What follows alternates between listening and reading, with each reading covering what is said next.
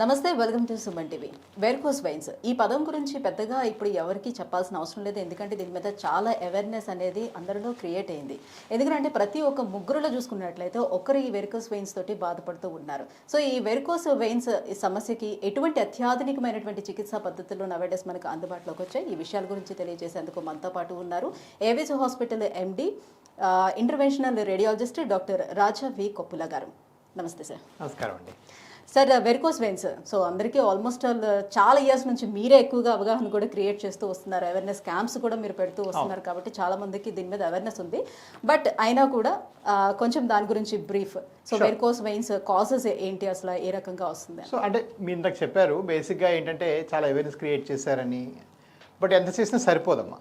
First fundamental problem ఏంటంటే 30% భారతీయులకి ఇది ఉంటుంది, 25 నుంచి 30% భారతీయులకి ఇది ఉంటుంది. సో ఇది చాలా కామన్ ప్రాబ్లం అవడం వల్ల ఇంకా చాలామందికి దీని మీద అవేర్నెస్ కూడా క్రియేట్ అవ్వాలి.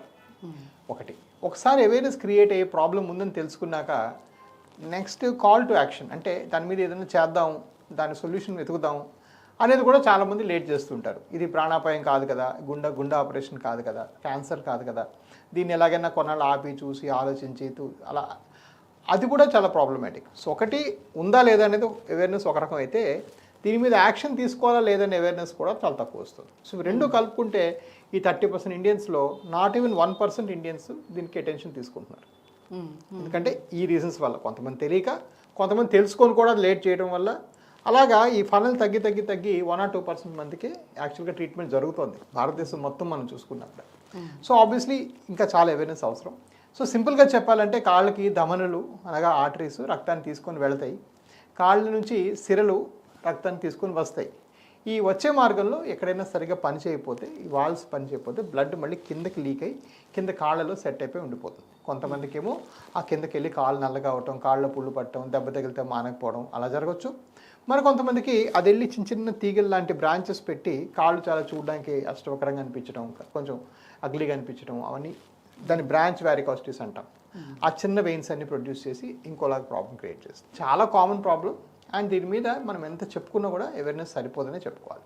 రైట్ సార్, మనం విజయవాడలో చూసుకున్నట్లయితే మీకు 150 ఓపీస్, సో అది ఒక్కసారిగా చూసినప్పుడు ఒక జనసంద్రం లాగా కనిపించింది. యాజ్ వెల్ యాజ్ మన హైదరాబాద్లో చూసుకున్నా కూడా ఓపీస్ ఇంత రావడానికి ఏంటి సార్ రీజన్? అఫ్ కోర్స్ ఈ Hyderabad is where started. So నేను హైదరాబాద్ వాసిస్తుడిని, నేను ఇక్కడ ఉన్నాను, మళ్ళీ అమెరికా వెళ్ళి చదువుకుని మళ్ళీ ఇక్కడికే వచ్చాను.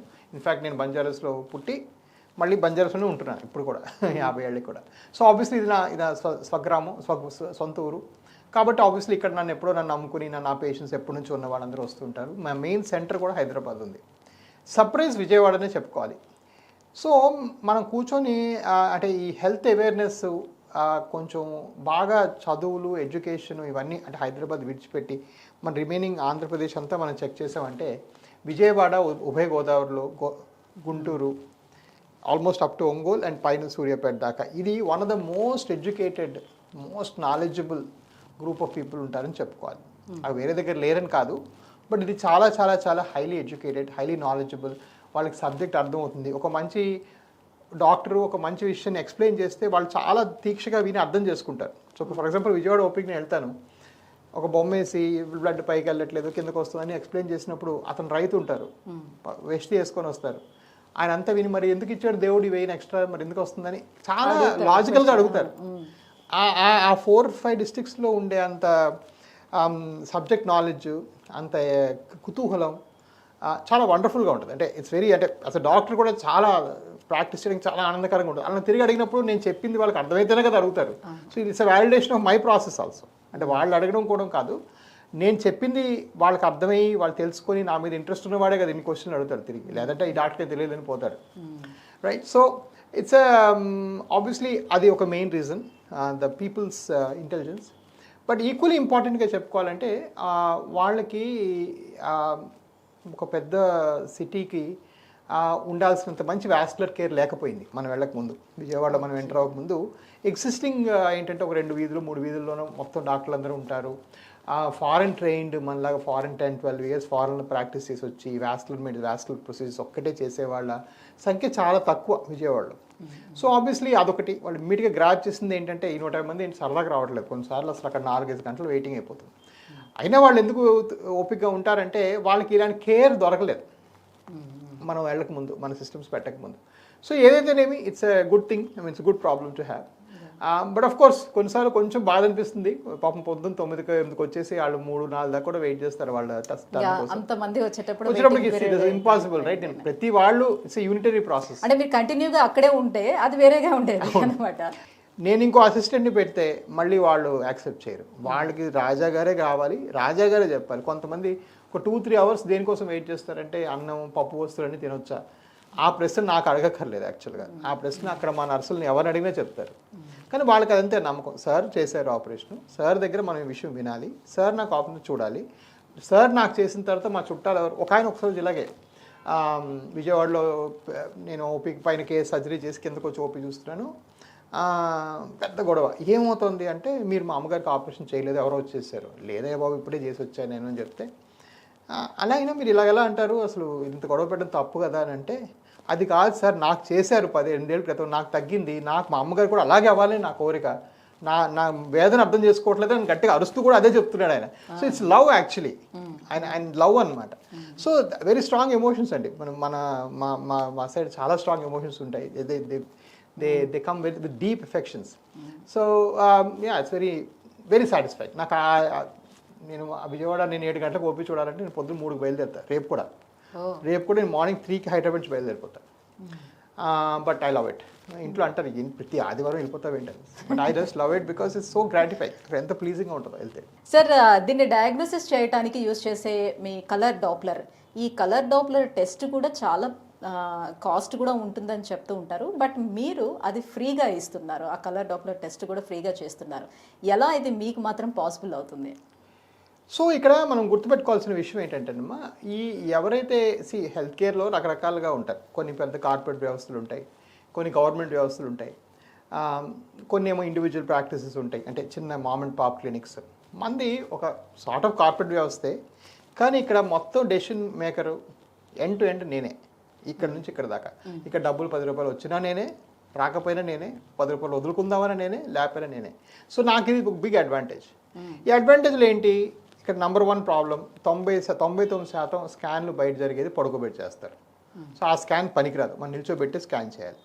సో మొదట్లో నేను అమెరికా నుంచి వచ్చిన కొత్తలో ఈ స్కాన్ పనికిరాదని మళ్ళీ పంపిస్తే వాళ్ళు విసుక్కునేవాళ్ళు. ఇప్పుడే 4,000 ఖర్చు పెట్టి వచ్చి మళ్ళీ 4,000 పెట్టమంటారు ఇంకో స్కానింగ్ అని.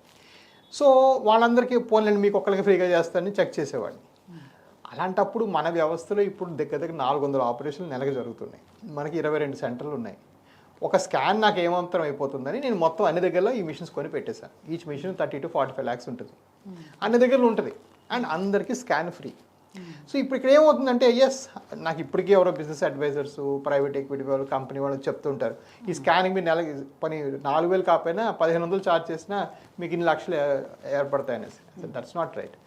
ఇక్కడ చేసింది ఏంటంటే, మనం వాళ్ళకి రెసిస్టెన్స్ పాయింట్ 30% భారతీయులకి ఒక ప్రాబ్లం ఉన్నప్పుడు, వాళ్ళు దాని గురించి తెలియనప్పుడు మనం వాళ్ళకి లీస్ట్ రెసిస్టెన్స్తోని మన దగ్గర ఈ ప్రాబ్లమ్ ఎక్స్ప్లెయిన్ చేయడానికి తీసుకురావాలి. నేను తీసుకొచ్చినాక వాళ్ళు దాన్ని డిలే చేసుకుంటే అది వాళ్ళ కర్మ, అది వేరే సంగతి. మనం మాట చెప్పాలి కదా వాళ్ళకి సమస్య ఉందని.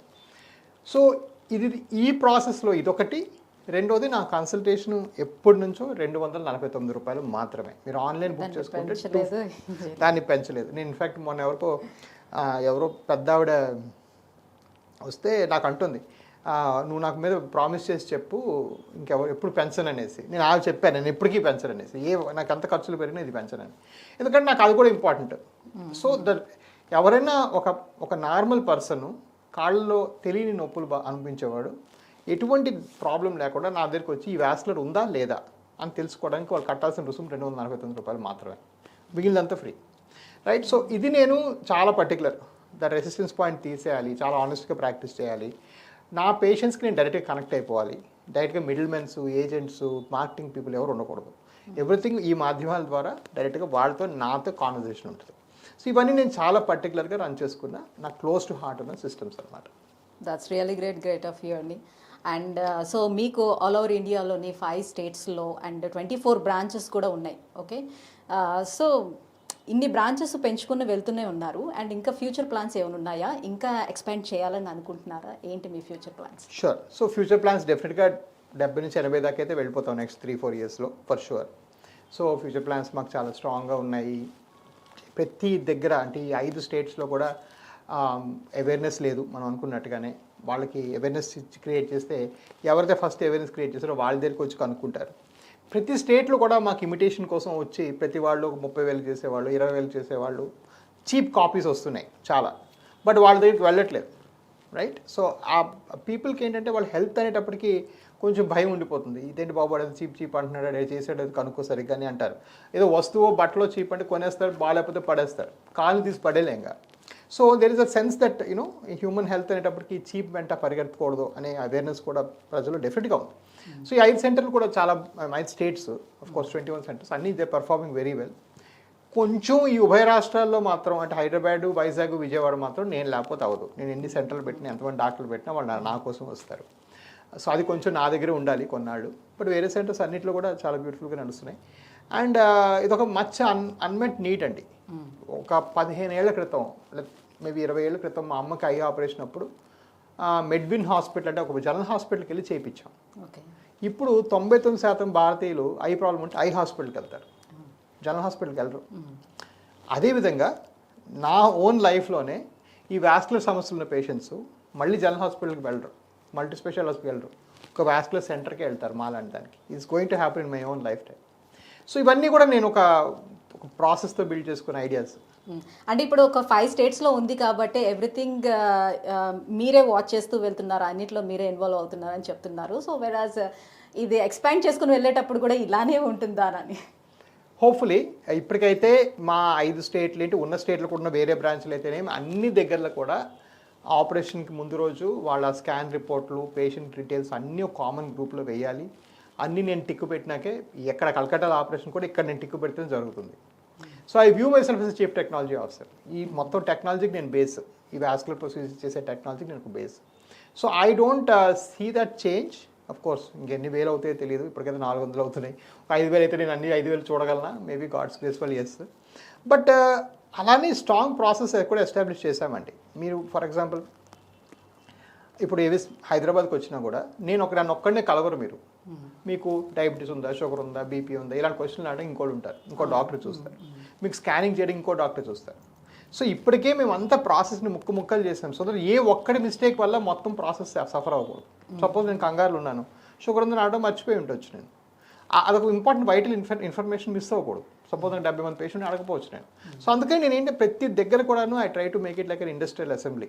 ఈ ముక్క వీళ్ళు, ఈ ముక్క వీళ్ళు, ఈ ముక్క వీళ్ళు. సో ఒక single point of failure cannot become a single point of failure.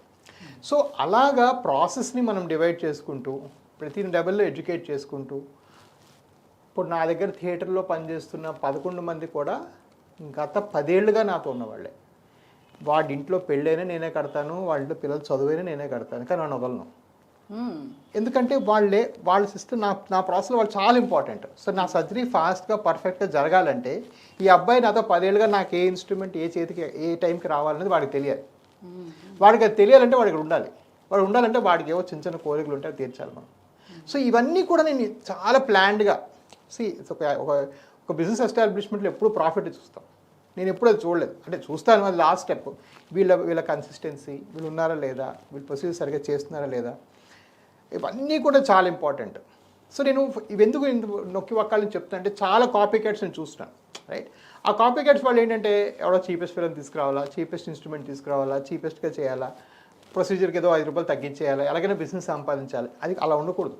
Health కేర్లో quality of equipment, quality of staff, quality of doctor, quality of డాక్టర్స్కి ఉండే మేనర్స్, వాళ్ళ పేషెంట్స్ ఎలా మాట్లాడతారు, ఇవన్నిటికీ ఎంతో కొంత విలువ ఉంటుంది. సో మీరు చాలామందిని ట్రీట్ చేస్తూ వెళ్తూ ఉన్నారు. సో చాలామంది మీరు చెప్పారు, విజయవాడలో కూడా నాకు ఎమోషనల్గా కూడా కనెక్షన్ చాలా బాగుంది అని. సో అందరి దగ్గర నుంచి కాంప్లిమెంట్సే రావాలని కూడా ఏమీ ఉండదు కదా, కొన్ని కంప్లైంట్స్ కూడా వస్తూ ఉంటాయి. ఒక్క కాంప్లిమెంట్స్ అనేది చాలా డిఫికల్ట్ రావాలి అని అంటే. సో ఒక వీడియో కూడా మేము వాచ్ చేసాము, అందులో అతను కూడా చెప్తూ ఉన్నాడు, Raja sir is my God, he treated me very well అని కూడా. సో ఇలాంటివి విన్నప్పుడు చాలా ఆనందంగా అనిపిస్తుంది. యాజ్ వెల్ as కంప్లైంట్స్ విన్నప్పుడు ఏమనిపిస్తుంది, ఎలా తీసుకుంటారు, ఏ రకంగా వెళ్తారు? ఏం లేదండి, కంప్లైంట్స్లో బకెట్స్ ఉంటాయి. ఒకటి పేషెంట్ లైఫ్ని ఎండేంజర్ చేసే బకెట్. అంటే మనం చేయటం వల్ల వాళ్ళకి ఏదో సమస్య కలిగిందా, ఏదో క్లాట్ వచ్చిందా, క్లాట్ గుండెకి వెళ్ళిందా, లేదా కాలు ఎక్కువ వాచిపోయిందా. సో అందుకే వాళ్ళకి ఇష్టం ఉన్నా లేకపోయినా, వాళ్ళు కొంతమంది ఎన్ఆర్ఐలు వచ్చి నేను నాకు రేపు ఫ్లైట్ ఇవాళ చేసేయండి అని చెప్పినా కూడా నేను చేయను. నాకు 10th డే నేను ఎక్కడుంటే అక్కడ వచ్చి నన్ను కలవడం అవసరం. That is not negotiable. So ఒకటి రెండు అదొక బ్యాడ్ ఎక్స్పీరియన్స్లో అయినాయి. నేను చేసేసాను అని వెళ్ళిపోయారు. ఆస్ట్రేలియాలో ఆయన పెట్రోల్ బంక్లో పనిచేస్తారు, ఆయనకేమో అక్కడ మందులు ఇవ్వరు, అక్కడ లోకల్ డాక్టర్, నాకేమో ఫోన్లు కొడతాడు, నేను ఇక్కడ నుంచి ఏ మందులు ఇవ్వగలను ఆయనకి ఆస్ట్రేలియా, రైట్? సో ఒకటి రెండు ఏంటంటే లాజిస్టికల్ మిస్టేక్స్ జరిగినాయి, no doubt. And that was a bad event. వాళ్ళ నాన్నగారు చాలా బాధపడిపోయి, ఆ అబ్బాయి ఏమో ఆస్ట్రేలియా, వాళ్ళ నాన్నగారు ఇక్కడ వెయిటింగ్, మా అబ్బాయికి ఏమైపోతుంది, ఏం చేయమంటారు, ఆయన అక్కడ ఉన్నారు. So I felt very bad. So ఇవి లాజిస్టికల్ లాంటి ఇష్యూస్. ఇవి నేను చాలా సీరియస్గా తీసుకుంటాను, చాలా వరీ అవుతాను, నా మొత్తం లైఫ్ ప్యాటర్నే మార్చేస్తానండి. ఒకటి రెండు జరిగినా కూడా ఐ గెట్ వెరీ టెన్స్డ్, నాకు భయం వేస్తుంది, అలా అవ్వకూడదు వాళ్ళకి, రైట్? ఇవి కాకుండా కొన్ని మనం వాళ్ళ మైండ్ సెట్ వల్ల కొంతమందికి ఏంటంటే ఏదో 30,000 కూడా చేస్తానని చెప్తే వాడిని కలిసి వచ్చాడు, వాడు ఏంటంటే 30,000 చేస్తాను 100% తగ్గిపోద్ది అని చెప్తాడు. 30,000కి అవ్వదు. ఈ ప్రొసీజర్ మినిమం కాస్ట్ 45,000-50,000 లోపల అవ్వదు, ఛాన్సే లేదు. సెకండ్ థింగ్ ఏంటంటే 100% గ్యారెంటీ అనే పదమే లేదు. సో మన ఇద్దరు నెగోషియేట్ చేయడానికి టేబుల్ మీద కూర్చున్నప్పుడు మీరు ఎక్కడో చెట్టు మీద ఉంటే నేను ఏం మాట్లాడతానండి, మీరు 100% ఇవ్వట్లేదండి గ్యారంటీ, వాళ్ళు అన్నారంటే లేదండి మా దగ్గర అంటే ముందు మీరు గ్యారంటీ ఇస్తే నేను వస్తాను, అదర్వైజ్ నో. వీరికి ఎవరికి దేనికి గ్యారంటీ లేదు. మనం వాళ్ళకి డ్రైవ్ చేసుకొచ్చాం, కారు గీత పడడం గ్యారంటీ లేదు, దేనికి గ్యారంటీ లేదు జీవితంలో. ఒక డాక్టర్ ఆఫీస్లో ఉంటుంది కొంతమందికి. సో అలాంటప్పుడు నేను కొంచెం బ్యాక్అవుట్ అయిపోతాను. అంటే ఒకప్పుడు తిరిగి తిట్టేవాడిని, నేను కొంచెం ఈ మధ్యన కామ్ అయిపోయి అలా ఉండదండి మీ ఇష్టం అని ఊరుకుంటాను. సో అది ఒక type of complaints, why are not giving guarantees, warranties, ఇది అది. మూడో టైప్ కంప్లైంట్ ఏంటంటే ప్యూర్లీ న్యూసెన్స్ వాల్యూ క్రియేట్ చేయడానికి. నేనేంటంటే నేను అరగంట వెయిట్ చేశాను, అక్కడ కూర్చున్నాను, ఇది అది ఇది అది అనేసి ఆల్మోస్ట్ నేను మొదట్లో దాన్ని చాలా బాగా, అరే అక్కడ ఎందుకు ఆయన 1 hour వెయిట్ చేశారట, పార్కింగ్ ఎందుకు దొరకలేదట, నేను అవి కూడా చాలా వరీ అయిపోయేవాడిని. నేను నోటీస్ చేసిందంటే మీరు గూగుల్లో పెడతారు యూజువల్గా, నేను నోటీస్ చేసిందంటే ఆల్మోస్ట్ 70% ఈ గూగుల్లో ఫ్రీక్వెంట్గా నెగిటివ్ వాడు మన గురించి ఇలాగే పెడతాడు, రెస్టారెంట్ గురించి ఇలాగే పెడతాడు, మంగళ షాప్ గురించి ఇలాగే పెడతాడు. వాడు నెగిటివిటీ అనేది వాడు trait. And more over me competitors ఎవరు ఉన్నా కూడా పెట్టచ్చు. And lot of them actually ask money to take out the review. నేను అనుకున్నాను వీటికి డబ్బులు ఇచ్చి నా రివ్యూని తీపించుకోవడం. ఇప్పుడు ఏం చేస్తామంటే ఒక గూగుల్ మేనేజర్ పెట్టాను, నేను కొన్ని వేల కొద్ది ట్రీట్ చేస్తానండి. ఓన్లీ థింగ్ ముందు ఏంటంటే వాళ్ళకి వెళ్ళి అడిగేవాళ్ళం కాదు, మాకు మీరు బాగుంటే రివ్యూ ఇవ్వండి అని అడిగేవాళ్ళం కాదు. ఇప్పుడు సక్సెస్ మేనేజర్ని పెట్టా 25,000 ఇచ్చి, అబ్బాయి ఏం లేదు మీరు బాగుంటే రివ్యూ ఇవ్వండి అంటే, now I'm flooded. I have some 6,000 5+ reviews, 5-star reviews 6,000 ఉంటాయి నా దగ్గర. ఎందుకంటే ఒక మనిషిని పెట్టారు అడగంట, ఏమో తప్పే ఉంది, మనం మంచి చేస్తే అడగండి, వాళ్ళ ఇష్టమే, నచ్చినప్పుడే ఇవ్వమని నేను. అదే సో అది కూడా సాల్వ్ అయిపోయింది. But these are nuisance value complaints. ఇవి మెయిన్గా మనం చూసేవండి. వచ్చిన కొత్తలో ఏంటంటే కొంచెం competitors they create some bad situations. మొన్న ఎవడో ఇక్కడ లోకల్ కాంపిటీటర్ వెళ్ళి విజయవాడ క్లినిక్కి ఏదో అన్నాడు, పర్మిషన్ అన్ని కాగితాలని. నేను వెళ్ళి డైరెక్ట్గా I met some very big higher and sir నేను డాక్టర్ రాజాని, నేను అమెరికా నుంచి వచ్చాను, I have done the highest number of venous surgeries in India, నా క్లినిక్ ఏంటి సార్ అంటే వాళ్ళు వెంటనే నా ఎదురుగానే ఆర్డర్ సైన్ చేసి పంపించారు. సో నెగిటివ్ ఫోర్సెస్ ఉంటాయి, but that's okay, this is life. And మనం అందులో కూడా లెర్న్ నేనేంటంటే కామన్ కోటేషన్ అంటే ఒకవైపు 100 మంది పేషెంట్స్ చూస్తూ ఉంటారు, ట్రీట్ చేస్తూ ఉంటారు, సర్జరీస్ చేస్తూ ఉంటారు, ఈ టెన్షన్స్ ఉంటాయి, పైగా మళ్ళీ బయట నుంచి వచ్చే ఈ ప్రెషర్స్, ఇవన్నీ ఎలా దాన్ని బ్యాలెన్స్ చేస్తారు? వచ్చిన ఫస్ట్ 3-4 years అయితే హార్ట్ బ్రేకింగ్ ఉండేది. నేను ఎంత చూసి ఇన్ఫ్యాక్ట్ ఎక్కువ నెగిటివ్ రాసేవాళ్ళు మనం ఎక్కువ అవుట్ ఆఫ్ ద వే వెళ్ళిన వాళ్ళకే. ఎప్పుడైనా నేను నా ప్యాటర్న్ నుంచి అయ్యో పాపం బీదోడు, లేకపోతే ఇలా ఫ్యామిలీ నాకు 100 సార్లు అడిగారు ఆపరేషన్ చేయమని అడిగారు అని చేసిన వాళ్ళే ఎక్కువగా కంప్లైంట్ చేస్తారు విచిత్రంగా, రైట్? ఈవెన్ 2 weeks ago అసలు వాళ్ళకి ఏం ట్రీట్మెంట్ చేసేది తెలియదు, తెల్ల రక్త కణాల కౌంటు 10,000 ఉండాల్సింది 38,000 ఉంది. అసలు ఆ పేషెంట్ నేను అడ్మిటే చేసుకోనన్నాను, మీరు ఇంకో హాస్పిటల్కి వెళ్ళమని చెప్పాను, వాళ్ళు లేదని చెప్పి కొడుకులంతా అడిగితే చేసి సాయంకాలంకి డాక్టర్ గారు 3వ సారి ఎందుకు రాలేదు బెడ్ దగ్గర చూడటానికి ఎవరు నర్సులు మీద అరుస్తున్నారు. So there are some people like that, all sorts of things. ఇది కొంచెం మొదట్లో హార్ట్ బ్రేకింగ్ ఉంటుంది. బట్ నేను ఎప్పుడు ఒకటే, అంటే ఇప్పుడు నా వయసు పెరుగుతున్న కొద్ది నాకు అర్థమైంది ఏంటంటే మన బిగ్ పిక్చర్ ఏంటి, కొన్ని వేల మంది, అంటే నిన్న లైక్ లాస్ట్ వీక్ ఎయిర్పోర్ట్లో 4 నాతో సార్ సెల్ఫీ దిగుదామా అంటే వీళ్ళెవరు నాకు తెలియదు, వాళ్ళు ఎప్పుడో ట్రీట్మెంట్ చేయించుకున్నారట, నేను వైజాగ్ ఫ్లైట్ కోసం వెయిట్ చేశాను, 4 వచ్చి సెల్ఫీలు దిగెళ్ళారు నాతో. సో నేను స్టార్ అని ఏం చెప్పుకోవట్లేదు, ఇదంతా వాళ్ళు ఇచ్చిన అభిమానం. సో ఈ అభిమానం కూడా ఉంది కదా, సో దాని మీద ఫోకస్ చేసి ఇలాంటి పిచ్చి కూతులను వదిలేయటం బెటర్ మరి. బట్ యా మీరు చూస్తే గూగుల్లో పెట్టి నేను ఒక గూగుల్ వాడైతే నాకు 0/, ఐ వాంటెడ్ టు గివ్ 0/1 ఇచ్చారట. ఆయన హిస్టరీ చూసారు, ఆల్మోస్ట్ ప్రతి దగ్గర మంగళ షాప్ దగ్గర నుంచి చాకరోడ్ దగ్గర ప్రతి వాడికి నెగిటివ్ వీడు. సో నేచర్ ఏంటంటే వెళ్ళి నెగిటివ్గా రాయటమే వాడి పని అనమాట. సో ఇలా చాలా మంది ఉంటారండి. నవ్ ఐ స్టాప్ నేను సో అసలు ఎంత ఎక్కువ రియాక్ట్ అవుతుంటుంటే అంత ఎక్కువ వస్తూ అసలు ఉంటుంది. ఫ్లై ఇన్ ద ఆయింట్మెంట్ అండి, చిన్న ఇక అంతే. Yeah, coming to treatment procedure sir. So varicose వెయిన్స్కి ఎక్కువగా ఎంబోలైజేషన్ అనేది వింటూ ఉన్నాం. ఏంటి ఎంబోలైజేషన్ అంటే ఎలా యూజ్ అవుతుంది? Varicose సీల్కా, yeah. సో ఎలాగైతే కాళ్ళకి వెరికోస్ వెయిన్స్ వస్తాయో అలాగే మన టెస్టిస్ భాగంలో అంటే మన వరబీజంలో కూడా బ్లడ్ కొంచెం ఎన్లార్జ్ అవుతాయి. అయ్యి అక్కడ బ్లడ్ వెసల్స్ ఎక్కువ పేరుకుంటాయి. అవి పేరుకుని అక్కడ టెంపరేచర్ పెరిగి ఆ టెస్టిస్ ఏంటంటే మన బాడీ కన్నా 3 degrees తక్కువ కూల్గా ఉండాలి. ఆ కూల్ని తగ్గించేస్తాయి, అంటే టెంపరేచర్ పెరుగుద్ది అక్కడ, పెరిగి మన స్పర్మ్ చనిపోతాయి. సో వారికోస్ సీల్ అనేది most common cause of male infertility. మగవాళ్ళ వల్ల పిల్లలు సో కలగకపోవడం. ఈ వెయిన్స్ వల్ల వెరికోస్ వెయిన్స్ వల్ల కూడా వెరికోస్ కాళ్ళలో వస్తే అది వెరికోస్ వెయిన్స్, అది బీజంలో వస్తే varicocele. Same thing, same problem. Valves పనిచేయకపోవడం, బ్లడ్ వెసల్స్ ఎక్కువ ఉబ్బిపోవడాన్ని వెరికోస్ సీల్ అంటాము. అది కాళ్ళు వస్తే వెరికోస్ వెయిన్స్, దానిలో వస్తే వెరికోస్. సో అది very common cause of infertility. అలా ఉన్నప్పుడు ఏంటంటే ఒకప్పుడు అంతా ఐదంతా కట్ చేసి తీసేవాళ్ళము. దానివల్ల వాళ్ళకి సెక్షువల్ ప్రాబ్లమ్స్, ఆ తీయటం పెద్ద ప్రాబ్లం, అది ఫెయిల్ అయ్యే అవకాశం ఎక్కువ.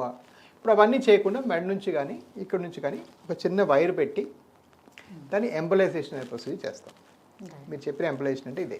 సో ఈ ఎంబలైజేషన్ చేసుకుంటే ఆ వెరికోసిల్ పూర్తిగా తగ్గిపోతుంది. ఇది చాలా కామన్ ప్రొసీజర్. వెస్ట్లో అంతా అదే చేస్తున్నారు. వెస్ట్లో అసలు ఓపెన్ సర్జరీ చేయట్లేదు ఫారిన్ కంట్రీస్లో.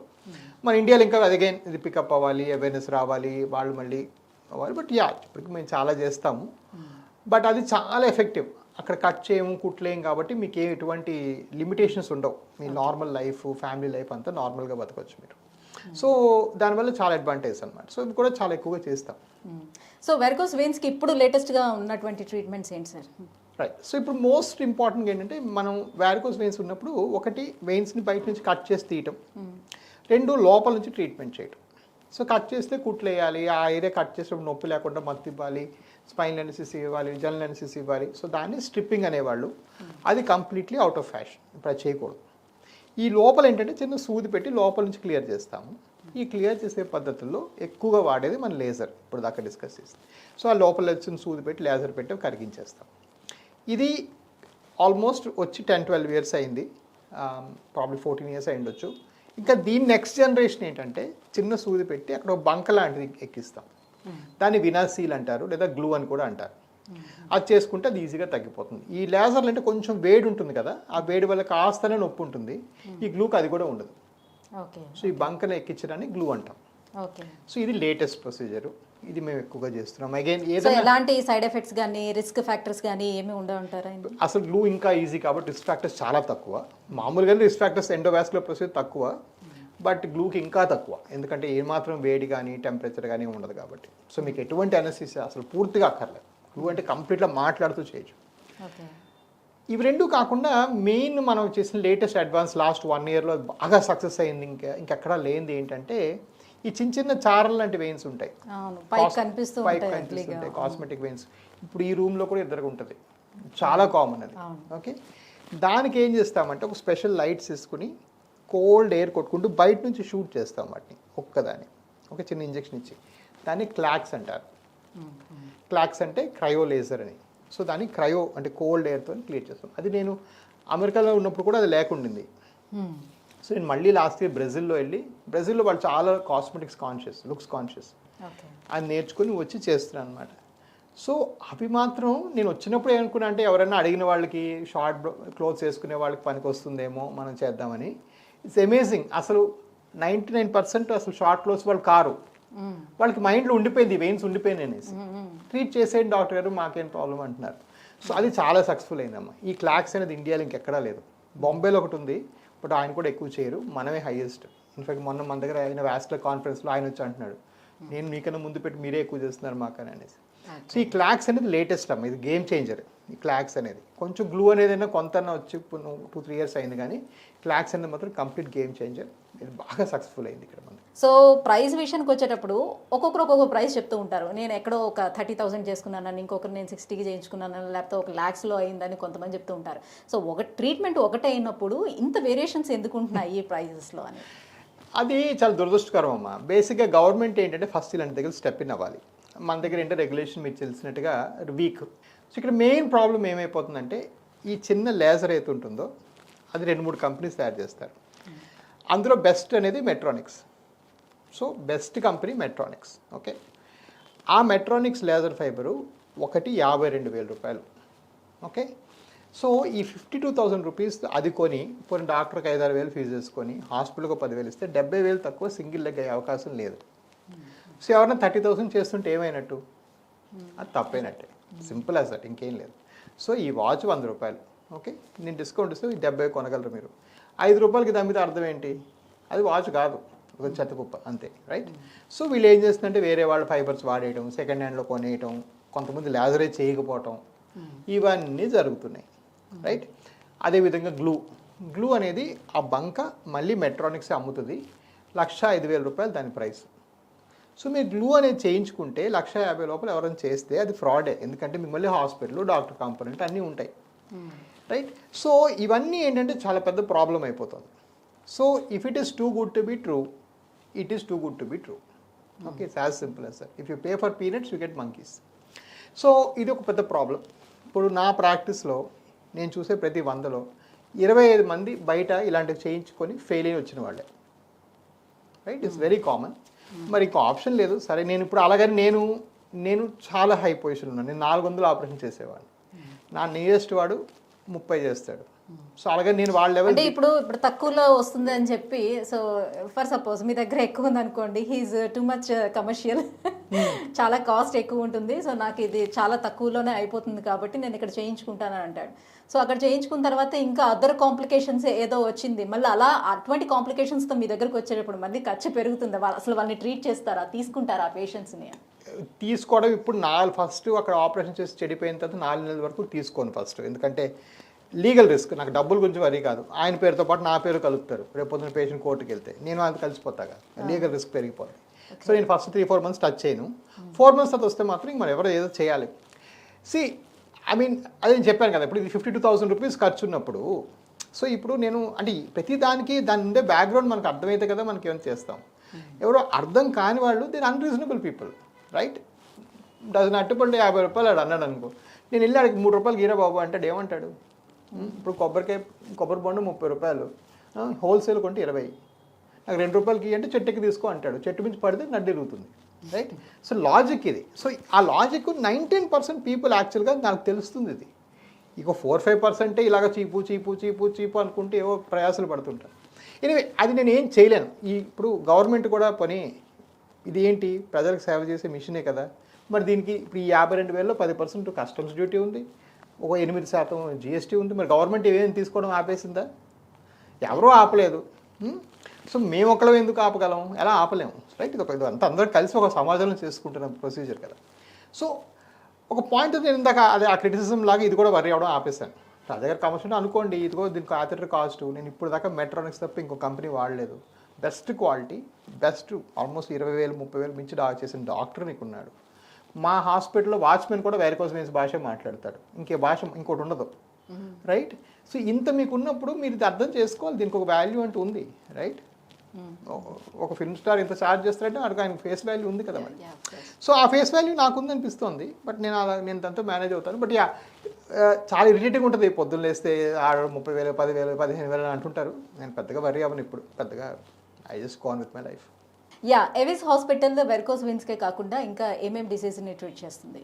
సో బై డిఫాల్ట్ నేను ఒక వాస్కులర్ ఇంటర్వెన్షనల్ రేడియాలజిస్ట్. అంటే రక్తనాళాల గుండా జబ్బులు తగ్గియటం నా పని. సో ఒకటి ఏంటంటే గర్భాశయం, ఇంతకు మనం వారికోస్ సీల్ గురించి మాట్లాడుకున్నాం, అది నేను తగ్గిస్తాను. అలాగే గర్భాశయంలో కణుపులు అంటే ఫైబ్రాయిడ్స్కి ఏం చేస్తామంటే ఆ వెళ్ళే రక్తాలను బ్లాక్ చేస్తే అవి కూడా కుసించిపోతాయి. ఇప్పుడు లేటెస్ట్గా ఏంటంటే మోకాల అరుగుదలకి అంటే ఆస్టియో ఆర్థరైటిస్కి, అఫ్కోర్స్ గోల్డ్ స్టాండర్డ్ అడ్వాన్స్డ్ ఆర్థరైటిస్కి మోకాలు మార్చడమే అడ్వాన్స్ అయితే. బట్ అడ్వాన్స్ కాకుండా అంటే సెకండ్ స్టేజ్, థర్డ్ స్టేజ్ మోకాలు అరుగుదల ఉన్న వాళ్ళకి ఆ మోకాలకి వెళ్ళే రక్తనాళాలకు వెళ్ళి మందు ఎక్కిస్తాం. దాన్ని జెనికులర్ ఆర్టరీ ఎంబలేషన్ అంటారు. అది చేసుకుంటే మోకాలు నొప్పి ఆల్మోస్ట్ 90% తగ్గిపోతుంది. రైట్. సో అది బాగా చేస్తున్నాం. అది ఒక జాపనీస్ ప్రొసీజర్. ఇప్పుడు అంతా వరల్డ్ వైడ్ చేస్తున్నాం. నేనే ఇండియాలో సెకండ్ థర్డ్ స్టేజ్లో ఉండే వాళ్ళు ఈ ట్రీట్మెంట్ తీసుకుంటే దాన్ని పోస్ట్పోన్ చేసుకోవచ్చు. 10 ఏళ్ళు 12 ఏళ్ళ వరకు పోస్ట్పోన్ చేసుకోవచ్చు. 4th స్టేజ్ వాళ్ళు కూడా ఏ కారణంగా వాళ్ళు నీ రీప్లేస్మెంట్ చేసుకోకపోతే, అంటే గుండె సమస్యలు, హై రిస్క్, భయం ఎక్కువ ఉన్న వాళ్ళు కూడా చేస్తాం. కాకపోతే ఇంప్రూవ్మెంట్ మరీ అంత ఉండదు, 50-60% వాళ్ళకు. అంటే లైక్ ఈ మధ్యకాలంలో పిఆర్పి అని వచ్చినాయి ఏంటి what is the difference between? To be fair, దాని లోపల చేసే ఇంజెక్షన్స్ పెద్దగా పనిచేయవమ్మా. మనం జాయింట్ లోపల చేసేవి వాళ్ళ కాన్సెప్ట్ ఏంటంటే అది చేస్తే ఆ లిక్విడ్ వెళ్ళి కొత్తగా మీకు కొత్త లిక్విడ్ వస్తుంది. ఎన్నాళ్ళు వస్తుంది? వారం, 3 రోజులు, 10 రోజులు, నెల రోజులు తర్వాత ఆ లిక్విడ్ అది కూడా అరిగిపోద్ది కదా. So it is not lasting. I mean at least నాకు తెలిసిన సైన్స్ ప్రకారం it's not lasting. I'm sure. మరి స్టెమ్ సెల్ అని కూడా తీసి అది చేస్తున్నారు కదా, I mean regenerating cartilage. So ఇప్పుడు దాకా స్టెమ్ సెల్స్ అనే దానికి మనము బ్లడ్ క్యాన్సర్కి ఒక వేరియేషన్ వాడతాం, బోన్ మ్యారో ట్రాన్స్ప్లాంట్ అని. అంటే ఒకళ్ళు బోన్ మ్యారో తీసి మీకు ఎక్కిస్తాం స్టెమ్ సెల్స్. అవి కూడా ఆ లొకేషన్ తప్ప స్టెమ్ సెల్స్ వల్ల ఒక జబ్బు పూర్తిగా తగ్గుతుందని లెవెల్ 3 ఎవిడెన్స్ ఇంకా దేనికి లేదు. సో ఇంకా మరి ఎవిడెన్స్ లేనప్పుడు మీ మాట మా బాబాయ్కి తగ్గింది, మా చిన్నాన్న తగ్గిందని చేసుకోవటమే. ఓకే, ఎవిడెన్స్ అనేది సైన్స్లో వస్తుంది. మిగిలినంతా అనెక్డోట్స్. ఓహో మావాడు పసుపు నీళ్ళు తాగడం వల్ల అది క్యాన్సర్ రాలేదంటే మరి అది మీరు అనుకోవచ్చు. మరి నేనేం చేస్తాను? నేను దానికి కాదనలేను, అవునలేను, రైట్? అది అనెక్డోట్. వాడు పసుపు నీళ్ళు తాగేటట్టే క్యాన్సర్ రాలేదట. అది ఏది కరెక్టో మనకు తెలియదు కదా. సో 100 గ్రాముల పసుపు తిన్నాడా, 1 గ్రామ్ తిన్నాడు కూడా తెలియదు. సో అది అనెక్డోట్స్, రైట్? సో పిఆర్పి ఇంకా అనెక్డోటల్ ఎవిడెన్స్, స్టెమ్ సెల్స్ ఇంకా అనెక్డోటల్ ఎవిడెన్స్. కొంతవరకు ఆ లోకల్ స్టీరాయిడ్స్ ముందు ఇచ్చేవాళ్ళము, అది కూడా ఇప్పుడు ఏదో అది మంచిది కాదంటున్నారు. బట్ అవన్నీ లాస్టింగ్ కాదండి. They don't last more than 6 weeks 4 weeks పని చేసినా కూడా. ఇది జెనిక్యులర్ ఎంబ్లేషన్ మచ్ మోర్ లాస్టింగ్. సో ఇప్పుడు అందరూ కూడా మ్యాక్సిమం హెల్త్ ఇన్సూరెన్స్ అనేది తీసుకుంటూ ఉన్నారు. సో అందరికీ అవగాహన ఉంది. సో హెల్త్ కాన్షియస్ అవుతున్నారు కూడా. కాబట్టి సో మీరు ట్రీట్ చేస్తున్న అన్ని ట్రీట్మెంట్స్ కూడా ఎవిస్ హాస్పిటల్లోని హెల్త్ ఇన్సూరెన్స్ అనేది అప్లికేబుల్ ఉంది? షూర్, ఎవిస్ హాస్పిటల్ అన్ని అప్లికబుల్ ఉన్నాయి. స్టేట్ గవర్నమెంట్ స్కీమ్స్ కూడా అప్లికబుల్గా ఉన్నాయి. ఆ స్టేట్ విభజన అయిన తర్వాత విజయవాడలో మొన్న విభజన అయిన ఫస్ట్ 10 ఏళ్ళు వాళ్ళు హైదరాబాద్ చేసుకున్న ఇచ్చేవాళ్ళు డబ్బులు, గవర్నమెంట్ రీయింబర్స్మెంట్. ఇప్పుడేమో విజయవాడ వాళ్ళకి అక్కడే చేసుకోమంటున్నారు. సో అక్కడ కూడా ఇంకోటి పెట్టాం. సో అక్కడ వాళ్ళకి అంటే ఆంధ్ర స్టేట్ వాళ్ళకి అక్కడ అవుతుంది, తెలంగాణ స్టేట్ వాళ్ళకి ఇక్కడ చేస్తున్నాం.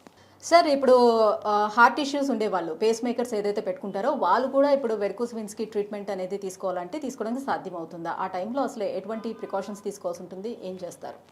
సో హార్ట్ సమస్య ఉన్న వాళ్ళు అందరూ చేసుకోవచ్చు.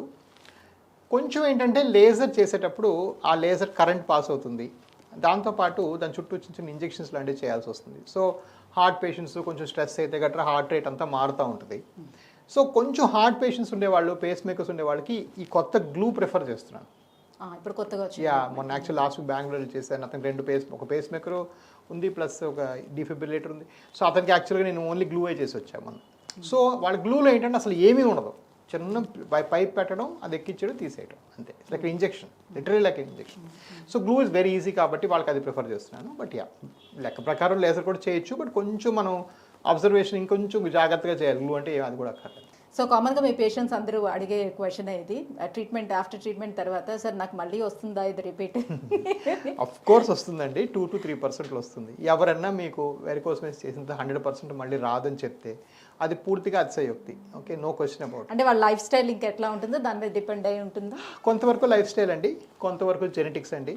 వాళ్ళకి ఫస్ట్ వాళ్ళకి ఎందుకు వచ్చింది, వేరే వాళ్ళకి ఎందుకు రాలేదంటే కొంతవరకు జెనెటిక్స్ కూడా ఉంటుంది, రైట్? సో మనం ఎప్పుడు కూడా మనం మాట్లాడుకునేది డాక్టర్ పేషెంట్కి ఏం చేస్తాడో అనుకుంటాం. మనం మాట్లాడంది పేషెంట్కి ఏం చేసుకుంటాడు, దాన్ని కంప్లైంట్స్ అంటాం. సో 2 పేషెంట్స్ ఉంటారు, ఇద్దరికి లడ్డు తినద్దని చెప్తాం, షుగర్ ఉంటుంది, ఇద్దరు లడ్డు తింటారు. ఒకటి 400 అవుతుంది, ఒకటి 200 అవుతుంది. 200 ఎందుకైంది? ఎందుకంటే వాడికి కొంత బలం కూడా ఉంది, వాళ్ళ జెనెటిక్స్ కూడా కొంత స్ట్రాంగ్గా ఉన్నాయి, రైట్? Same thing.